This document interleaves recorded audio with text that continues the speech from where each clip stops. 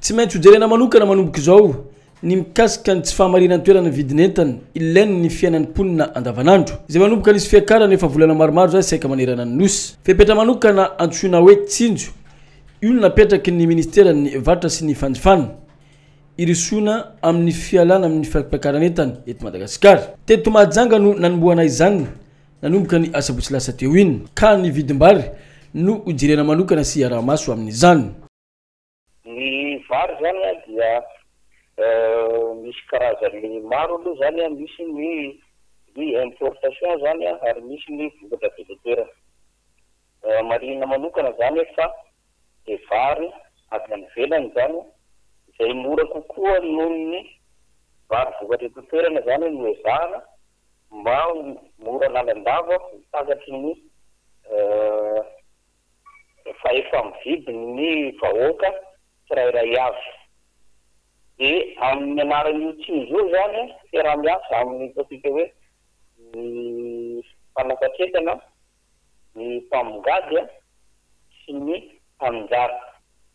Teo aloha mantsy dia ny efa nitanaraka zay tamin'ny mpanafatra sy ny mpamongady mba hanafaran'zareo entana vary zany maro mba fitobaka azy elan'ny tsena dia mba azahoany ny vahoaka tsirairay avy manerana ny faritra n'izany vary zany amin'ny vidiny mirary. Efa nijerevana nefa le izy dia hitako fa eo anivon'ny mpanjara dia somary ambonimbony ihany ny vidiny. Dia nijerevana ny anton'izany dia zao misy ny mpanelamelana ary misy koa ny misy tafohatra loatra ny tombaritra alen'ireny mpivarotra ireny. Tsy maintsy jerena ary aramaso ihany koa ireo mpandrara mpanafatretana ka izy ireo no ividianan'ireo mpamongady ny entana amidiny amin'ny fiainan'ny vahoaka andavanandro. Noho izany isy ny takelaka manokana apetraky ny ministera amin'ireo tranombarotra rehetra eto Mahajanga izay miara-miasa amin'ity Tetikasa Tsinjo ity.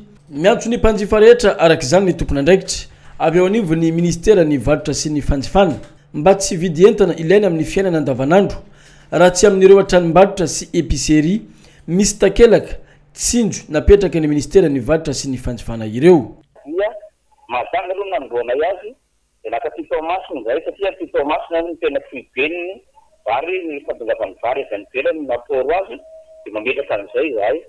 Dia avy eo zahay dia midina amina faritany hafa indray fa soimoana dolodolo ny faritany rehetra zany hinan'izay.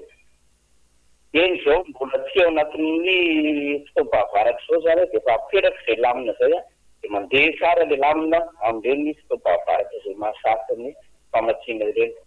Io zany dia hotetezinay ny faritra rehetrarehetra ny tsaky zany zany isaterina dia mametraka izay.